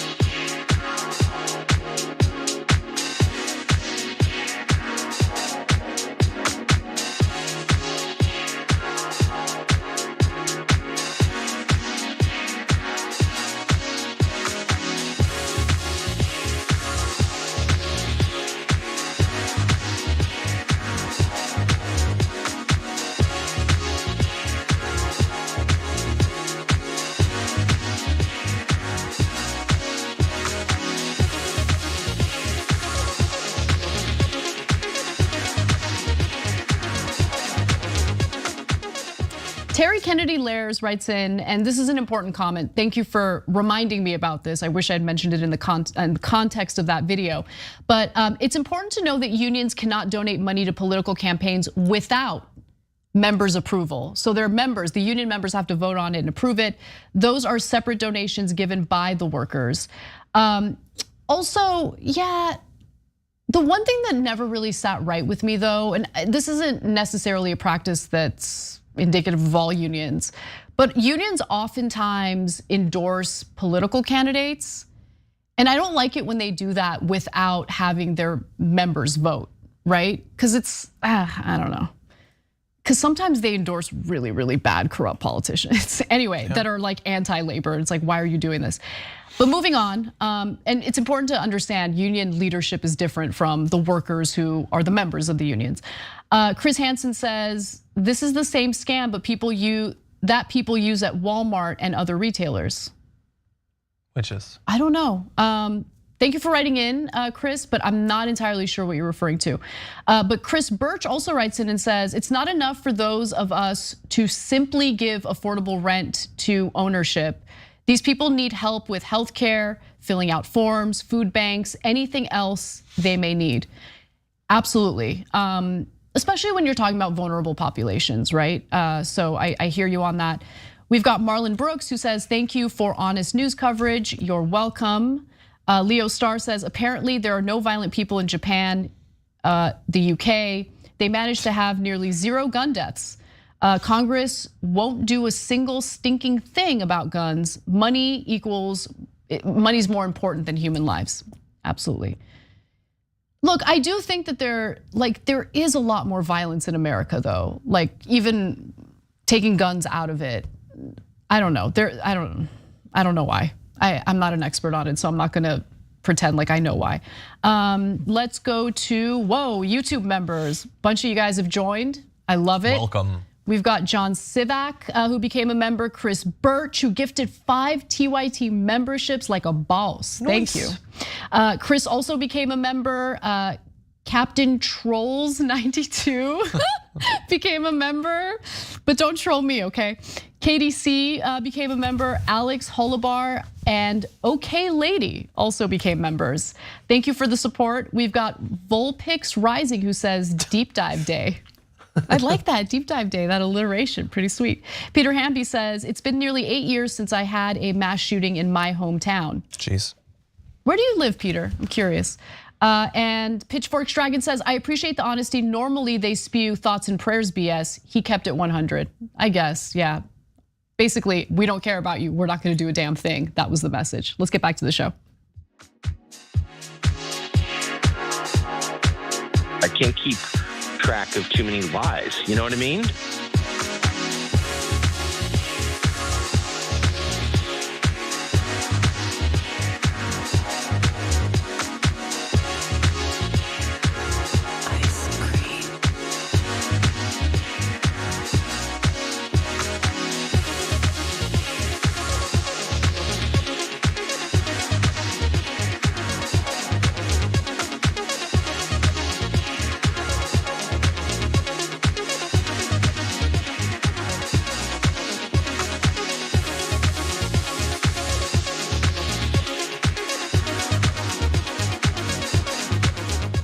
What's up, everyone? Welcome back to TYT. Anna Kasparian and John Idarola with you. We got to speed this thing up. I'm taking too long with the story. So boom, let's do it. Let's go. The protesters were angry. They believed that the election they had just voted in had been unfairly conducted. They were right. In retrospect, it is clear the 2020 election was a grave betrayal of American democracy. Given the facts that have since emerged about that election, no honest person can deny it. That was Tucker Carlson repeating lies about the 2020 election, providing cover for Donald Trump's lies about the 2020 election fairly recently. Of course, he was lying through his teeth earlier this month. But how do we know he was lying?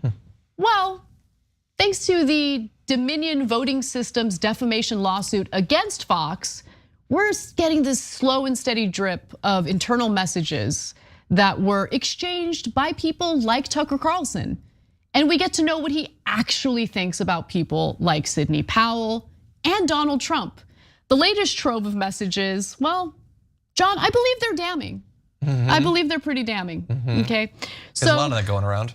Yeah, so when a Fox News staffer sent Tucker Carlson a report that Sidney Powell had been shunned by the Trump team over her deranged claims, here's how Tucker responded to it.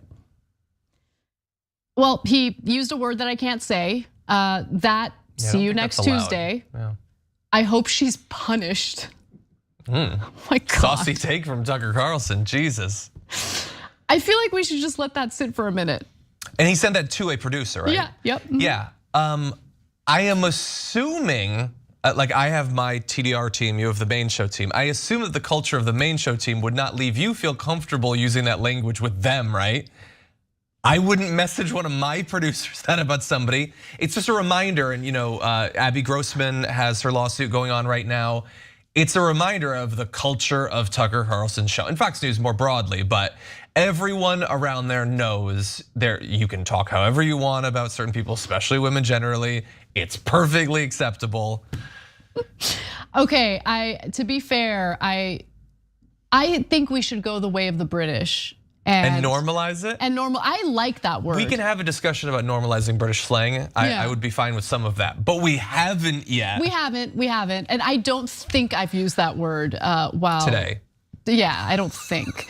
But I hope she's punished. Like, what does that mean? Punished how? Well, she was shunned by the Trump team. I guess she'd already been punished. Yeah. Or depending on how that affected how much time she had to spend around Ruby, maybe it was a reward, I don't know. Who knows? Now, the Fox staffer, the person that he's exchanging messages with is described as a staffer, replied, "I'm going to destroy her." Okay. Who is the staffer? what does that even mean? What are you gonna do? Okay, so that wasn't the only conversation in which Tucker raged against Powell. So just days earlier, there was another similar conversation with a colleague of Tucker's. Tucker Carlson said, Sidney Powell is lying effing bitch. The Fox staffer responded, she's a psychopath, she's getting Trump all spun up and has zero evidence. And Tucker Carlson went back to, I guess, his favorite insult toward her, effing bitch, crazy person. Yeah. Unlike Tucker Carlson, who seems totally even-keeled and normal, right? Yeah, normal, compassionate person, not deranged, not willing to craft an entire fake human in front of him for the cameras, nothing like that. By the way, I don't know if that was the exact same day as the text that came before, which was the 22nd, I believe, of November. That was weeks post-election. Sidney Powell did not suddenly appear on the election. Everybody rational could tell she was out of her mind 2 words into her first rant. Everybody knows that. How do you get to pretend to be surprised by that weeks after the election? In B-roll, you can tell that she's out of her mind and she's not even speaking. No, that B-roll is amazing. So guys, B-roll is like broadcast news speak for video that you talk over. That's B-roll. What you're watching now is B-roll. Anyway, no, that shot, it's just lunacy epitomized, right? You got like Rudy Giuliani with like hair dye, like dripping off the side of his face. You got Sidney Powell and all of her lunacy. But like, here's my question to Tucker Carlson and the staffers he's exchanging these messages with. Who's the real lunatic, okay? Because I will admit, I will concede that Sidney Powell is crazy. But what I would say is crazier is people like Tucker Carlson repeating her lies or amplifying her lies, giving her a platform to spread the lies. That is what Tucker Carlson did. Well, yeah, I think definitely. If he is more intelligent, more logical, whatever, then being an active participant in her deceiving your audience is worse because she's genuine at least. You know, you can be mad at her for all the lies or whatever, but she seems to really believe it. Whereas Tucker Carlson, like that video you played is from like a month ago, I guess the first video. He does not believe that. He has not believed that for years. We already know, Tucker, you were so happy for Biden to become president, and you would not have felt that way if this had been a terrible dereliction of democracy or betrayal. You know that that's not true, but for years now you've been pretending to believe that. That is way worse than Sidney Powell's honest lunacy. I used to think that if Tucker were to run for president, even if he were to run against Trump, he might have a good chance. But it's so clear to me that he's just like every Republican strongman that has been unmanned by Donald Trump. They're all cowards. Yeah. Because publicly, he'll do and say what is necessary to keep Trump off his back, to keep Trump's base off his back. But internally, he's like raging about Trump, raging about Sidney Powell. He is Ted Cruz, that's all he is. He's a guy who, I know that I'm smarter and I'm gonna make it past. No, you're just gonna wait years and years and years doing his bidding because you're terrified of him destroying you. That's it. I'm sure you think you're cleverer than everybody. So does Ted Cruz. You're all so smart and so terrified 24/7. It's just amazing. And by the way, Ted Cruz in a bow tie, that's who you are. Just when you thought Ted Cruz couldn't get worse, you put him in a bow tie. Now he put himself in a possum beard. That was worse. But now one more piece of important evidence indicating that Tucker Carlson lies publicly about the election and says things that are very different from how he actually feels. Fox News fact-checking team, known internally as the Brain Room, informed Fox hosts and executives that there was no evidence to support claims being made by Trump and his team that the election was rigged by widespread fraud. But it didn't matter. Tucker Carlson and all the other goons that repeated the election lies just decided to air those lies anyway, knowing full well that they were just that. They were just lies. All right, well, we've got some fun to get to, starting with this. Yes, Mr. Allen, did you or did you not decriminalize public urination in Washington, D.C.? Did you lead the charge to do so? No, the revised criminal code left that as a criminal charge. Did you lead the charge to decriminalize public urination in Washington, D.C.? No, ma'am. Did you ever vote in favor of decriminalizing public urination in Washington, D.C.? Lauren Boebert is trying really, really hard to get a soundbite out of this House hearing that was held in regard to crime and homelessness in Washington, D.C. But she's a serial bungler. And you're about to see just how badly she bungled this opportunity for a soundbite during this hearing. Now, we have more Boebert videos to get to, but I think the context is important. What was this about? What is she trying to do? Well, there is a point, by the way, where the whole hearing laughs at her, so stay tuned for that highlight. But let's briefly explain the hearing itself. Like, Republicans say that the hearing is in good faith, that they're genuinely concerned with the rising crime in Washington, D.C., and they want to do something about it. They're noticing that the police department has a shortage right now, a 20-year low when it comes to employment at the police department. Also, they're concerned about homelessness. According to DC's Metropolitan Police, incidents of crime, anything from homicide to robbery to theft, have unfortunately increased by 22% overall. So look, you could hold a good faith hearing on this, but considering the Senate was holding a hearing on union busting committed by Starbucks at the same time, I know it sounds conspiratorial, but I feel like the House hearing was done as a distraction. And based on the line of questioning from Republican lawmakers, I'm gonna double down on that conspiracy theory. What do you think, Sean? Yeah, and look, so you have the Dems in charge of the Senate and you have the Republicans in charge of the House. The Republicans are the populace. They're against these elites and these corporations and all that. Meanwhile, they're literally trying to catch more unhoused people in something that gives them a justification to lock them up. That's it. So the people with the least power, the ones that they're targeting, Bernie Sanders is targeting literal billionaires.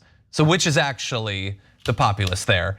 The issue that Boebert goes into. So I would say that Boebert is more intelligent than Marjorie Greene. But both of them are far less intelligent than they think they are or that a representative should be. But the reason that matters more for Lauren Boebert is that Marjorie Greene tries to be cruel and she tries to be pure from the point of view of a right-wing sociopath. Boebert tries to be clever. And neither of them are capable of it, but Marjorie Greene doesn't try, so she doesn't fail at that. It's very easy to be vapid and cruel, and she reaches that bar on a daily basis, Marjorie Greene.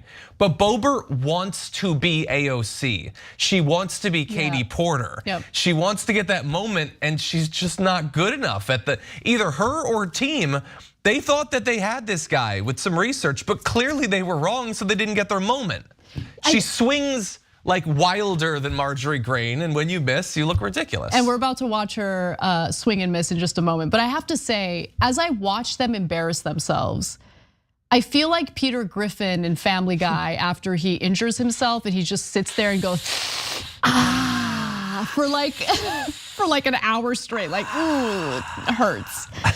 Now, critics of the hearing are arguing that Republicans should not meddle in DC's local affairs. I agree with them on that. The city council had voted in favor of updating their criminal code, but unfortunately, since DC does not have statehood, the Senate was able to, was it the Senate? No, Congress was able to block the update to what they were doing. So earlier this month, Congress blocked a DC bill that revised the city's century-old criminal code, representing the first time in 3 decades and only the 4th time in a half century that the country's legislative body overturned the will of the city's lawmakers. Now, let's go to graphic 2 here. Just last week, a group of Republicans toured the DC jail saying that, get a load of this, they're concerned about the jail conditions for the 20 detainees accused of crimes related to January 6th. Democrats who tagged along said those detainees were being treated well.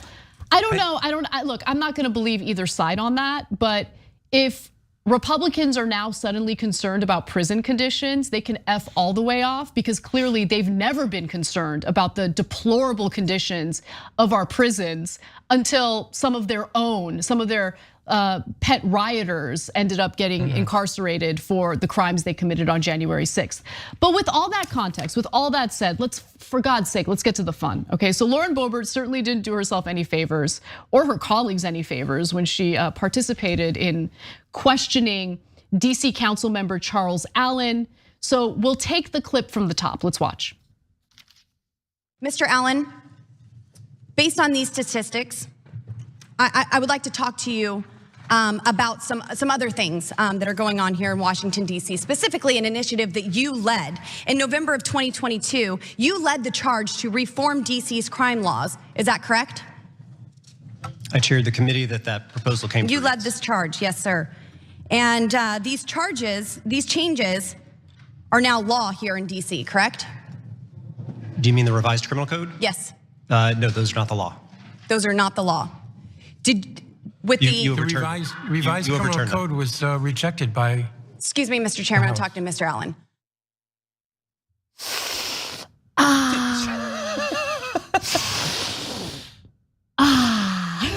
God, so bad.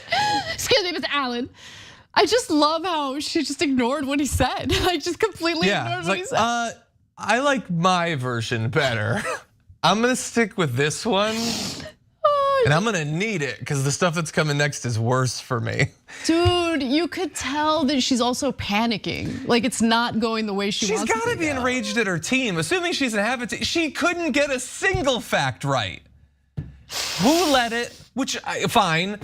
Whether it was law or not seems relevant to the conversation. She's the congressional equivalent of someone who forgot that they're supposed to give their book report today. And so they stand up and start talking about, well, it's about this guy Moby Dick and he likes the ocean. Like, no, that's not good enough for the national stage, no. But if you thought that was bad, it's about to get worse for Boebert, and you know I love it. Let's watch. Yes, Mr. Allen, did you or did you not decriminalize public urination in No, Washington, D.C.? Did you lead the charge to do so? No, the revised criminal code left that as a criminal charge. Did you lead the charge to decriminalize public urination in Washington, D.C.? No, ma'am. Did you ever vote in favor of decriminalizing public urination in Washington, D.C.? The revised criminal code that was passed by the council support? Kept it as a criminal offense. And you support this? Criminal? I voted for it, yeah. You voted to keep it as a criminal offense? That's correct. The full council did. We have records that show that you were in favor of removing that criminal offense and allowing public urination. No, Is that something that you intend to pursue in the future? No, the legislation that you're referring to that came from the Criminal Code Reform Commission changed public urination from a criminal to a civil offense. The council then changed that to maintain it as a criminal offense at the request of the mayor. Thank you, I yield. I bet you do. I yield, and can I leave, please? I have somewhere to be. I left my oven on. Goodbye. She sounds like she has a pee fetish or something. Like she's so fired up. She desperately wants like just her 15 minutes of water sports fame on the national stage. Like, I gotta get him on the peeing, please. Please, give me something, a dribble, something. Sir, I've received a leak from your office. Okay. You say you're against it, but we've got evidence on your pants that implies that it's like, this is an actual job.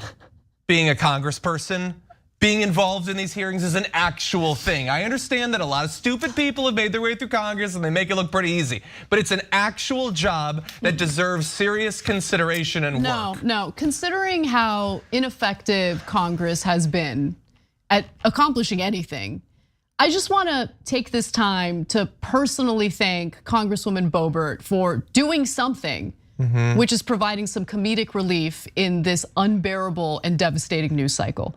With that said, let's watch others laugh at her. We've been addressing a number of really serious concerns that our constituents have. They're choosing to waste our time by meddling in the District of Columbia and talking about public urination over and over. Just want to make sure, do you have anything additional you want to say about public urination? Now's your time. I do. No, not you. I'm talking to. It's not your time. It's a question. I'll wait to till your these time's people up. who I do have come something here. else to say. I know sometimes it's hard when you want to go, but just hold it for like a little bit longer, please. We're trying to have a conversation here. No, put your hand down. It's just, we're doing something right now. You can't go. You can't do it. This was the best story I've covered in a long time. Thank you for adding it to the rundown. It's amazing. I had not seen any of these videos until now. They're amazing. And all, not to be a downer, all of this is just about someone who, again, pretends to support the forgotten masses or whatever, just trying to demonize unhoused people. That's all that this is about. Yes. I mean, look, her intentions are nefarious and disgusting. So let's be clear about that. But let's cue up that last video that we watched again. Doesn't mean we can't laugh at her. Sure. Because she deserves to be laughed at. I gotta watch that one more time. I'm sorry, please indulge me. Let's do it. Have been addressing a number of really serious concerns that our constituents have. They're choosing to waste our time by meddling in the District of Columbia and talking about public urination over and over. Just want to make sure, do you have anything additional you want to say about public urination? Now's your time. I do. No, not you. I'm talking to. It's not your time. It's a question. I'll wait to till your these time's people up. who I have do have come something here. else to say. I die. I do. She is just so utterly self-destructively confident in herself.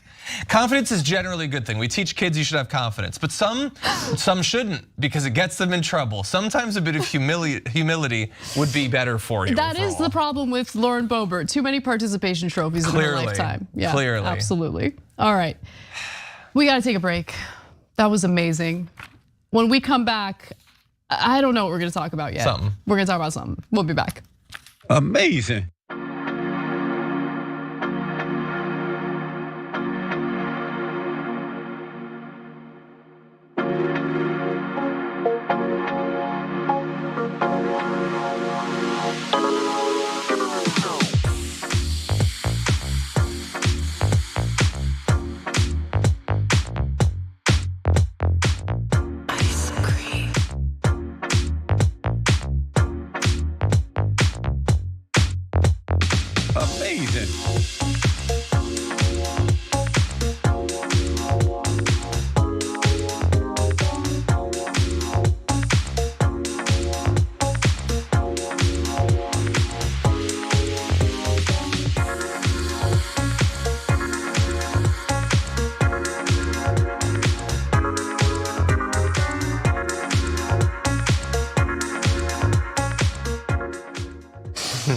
I can't. Okay, so I knew that there was gonna be someone in the audience who sells cars. So I'm gonna read your comment, apologies. This is actually a YouTube member. So Lanzetta just says, geez, Anna, I'm a car salesman. I get it that look, people are, but it just, people don't like it. There are good car salesmen. You don't have to be a bad car salesman, right? I hope you don't, sure, I hope you don't put your customers together. Yeah, I know the lingo. I don't even know what that means. I know the lingo. It's just like times change and like I just want to buy a car. I've tried to buy a car and like when it's like an electric car and I know more than collectively everyone at the dealership knows about this car. Like it's just adding expense. Like can't let that happen. I want to just buy it online. There should be services where you can go and talk to people if you need to. But the fact that they use lobbying to make it the law that you have to go through them, that is the worst sort of anti-consumer legislation. Yeah. No offense to you, intended to you personally. We have so many comments. I don't want it though. Since it's our last social break, I'll read more of the comments from our members in our members only bonus. But since I don't know whether our super chatters are members, I'm gonna prioritize their comments so I read as many as I can. Okay, so Sean writes in and says, not just Mexico, US guns also end up in Canada. One report states that 86% of guns used in crime in Toronto are from the United States. Man, we spread devastation everywhere, it's insane. Jonah Morton says, Everyone should follow my home state of Maine when it comes to crime. Have you seen our crime rate, our gun violence? No, I haven't actually. I'm curious. Tell me more. Moondragon says, hi, Anna.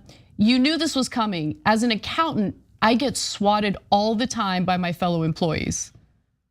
No, you don't. Swatted? Yeah, because yesterday I was telling Cenk how I want to become an accountant and just like a private person. And then I was where did this come from? Because I was like, oh, accountants never get swatted. You know? I'm hoping Moondragon does not get swatted. Yeah, I don't want you to get swatted. That's crazy. And like the payoff for being an accountant is that like you're like the least controversial person on the planet, right? Like who's gonna come after you? A baker, maybe less controversial. Maybe. Oh yeah, everybody loves bakers. I should move in that direction. I should be a baker.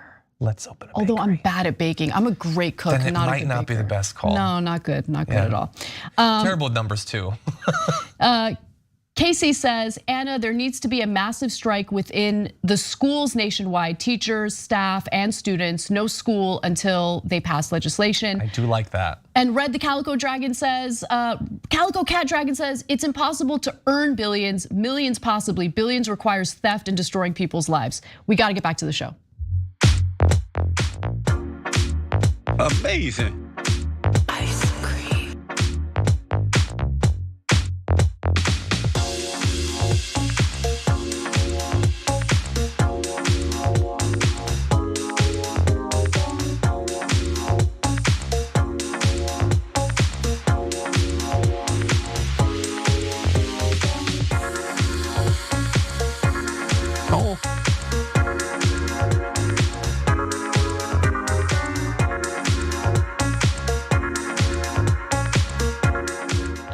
Welcome back to the show, everyone. Final segment, we're just gonna have some fun. Now, anyone who knows me, John, knows that I have an affinity for elderly people. I think they're the best people to be around. They're fun, they're wise, they have interesting stories, and they have the proper amount of salt, usually.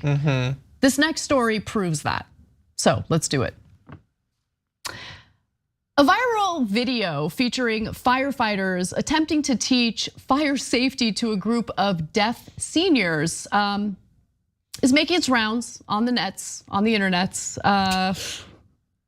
What is wrong with me? Can I redo that? That was bad. No, leave it in. Don't edit this. This is bad. I don't want to butcher this story. It's too much fun. So let's do it again.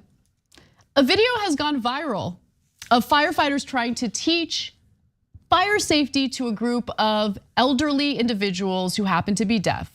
Now, the video has gone viral for one reason and one reason only. The advice was rejected, roundly rejected by the elderly people, and I love it. So before we get to the videos in question, I do want to give you some context. So it's from the Jewish Deaf Association, that's a charity in London, and 3 firefighters showed up to give a demonstration and also provide some safety guidelines and suggestions for a situation where there might be a fire, there might be a situation where they might have to put out the fire. How do you do it safely? You guys get the point. I don't think I need to give you any more context than that. So we're gonna have our reaction boxes up, John, so get ready. Okay. And let's take a look. All right. Now I'm going to hand over to firefighters. That's too fast. My name is Jay. Stella's into Jay. All right. Get it, girl. I work as a firefighter. Hannah, do you have a fire alarm at home? Brenda says no. I don't. You should. If a fire starts, what should you do? So they want to use a blanket. Use a towel. Oh no. No. If you say so. That's smart. It sounds smart, yeah. No, I love them. I love them. They might be wrong, but I still think they're right. No, I'm sorry. No.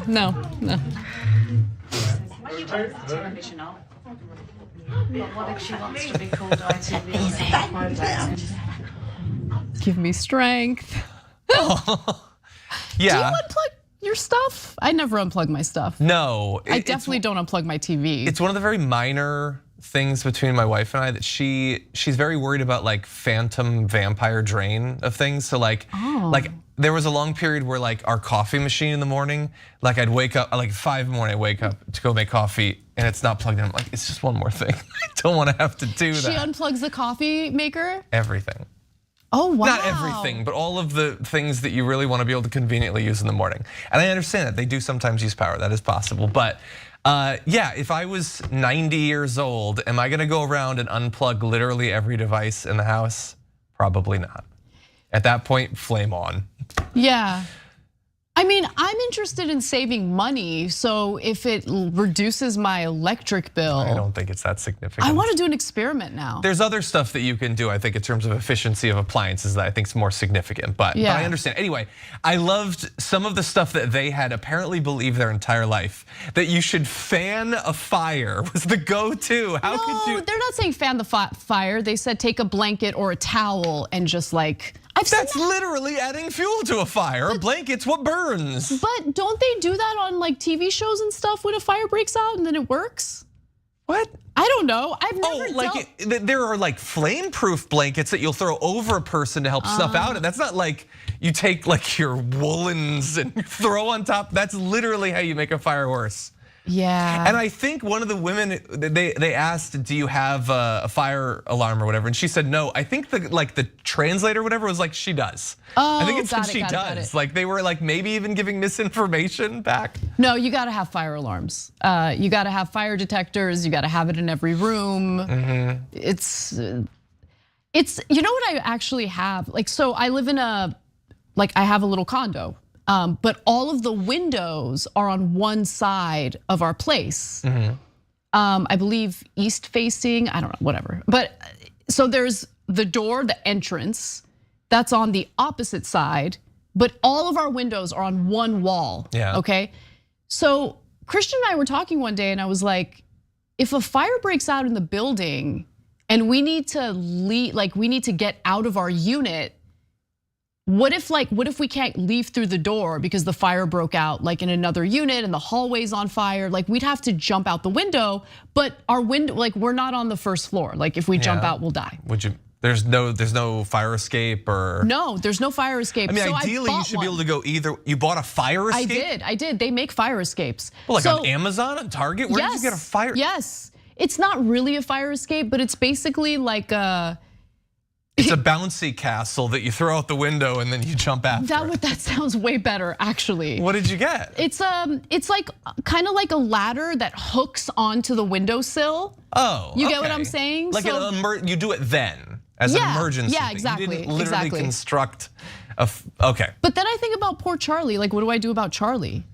He's graceful. Throw him out. He'll land fine. No, he's not graceful. I can't put him in like a doggy bag. He'll freak out. It'll be a disaster. I don't even want to think about your dog having to deal with a fire. But and by the way, the people that live in the building,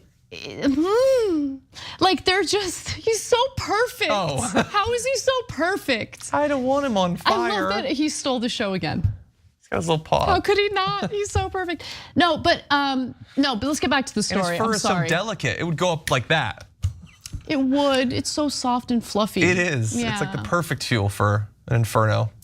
Now, if you're confused about the whole outlet thing though, unlike here in the United States, most UK power outlets can be turned on or off at the wall as a safety feature. Okay. Everyone does everything better than us, but we all pretend like we're better than everyone else. It's so pathetic. It's ridiculous. We're not better than you guys, okay? Every other country, you're probably doing it better than us. There are also smart outlets where you could have it be scheduled where it turns off at certain hours and then turns back on. That's one way to manage that too, smart home stuff. I love the high-tech outlets, super cool. Now, they do make special fire blankets. So to your point, John, if you do use a blanket, you want to use the special fire blankets, but experts caution against using any old blanket in most cases. By the way, there's all sorts of like fabrics that are highly flammable. So to your point again, yeah, using those kinds of blankets would be a bad idea. In the case of a grease fire, like on your stove, for instance, make sure you don't have a gas stove because that apparently makes everything worse. I'm kidding, it says nothing about gas stoves. But do not use water or even a wet dish to put it out, as it will cause the fire to spread. For a grease fire. For a grease fire. Sure, yeah. So whatever you do, don't douse Trump with water. It'll just spread instead of, containing. And you'll just get an orange stain all over the place too. Yeah, you don't just want that. Kills your resale value for the property. And we're not done with the sass. One more video, let's go to it real quick. All right, here we go. They're outraged. They're outraged at the advice. I'm sorry, it's really wrong. His alarm should be under the mattress, not his pillow. I want to hang out with them. You want to? Yeah, no, I love grumpy people. They spilled water on each other. Had enough. Albina has had enough. She's walking out. Walking out. Oh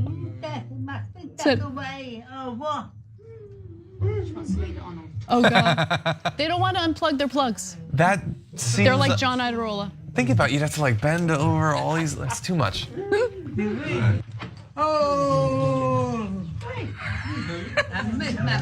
The best thing about getting old is that you care less and less about what other people think about you. So you have the firefighters showing up to give you advice, and they're just like, no, not interested. Sorry. Yeah.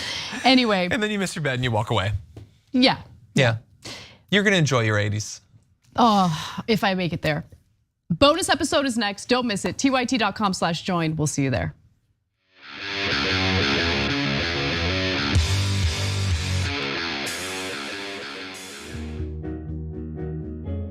Our audience has given us everything, so we couldn't be more connected. When we first started, people would start giving us directions and say, okay, the mics are too large, move them.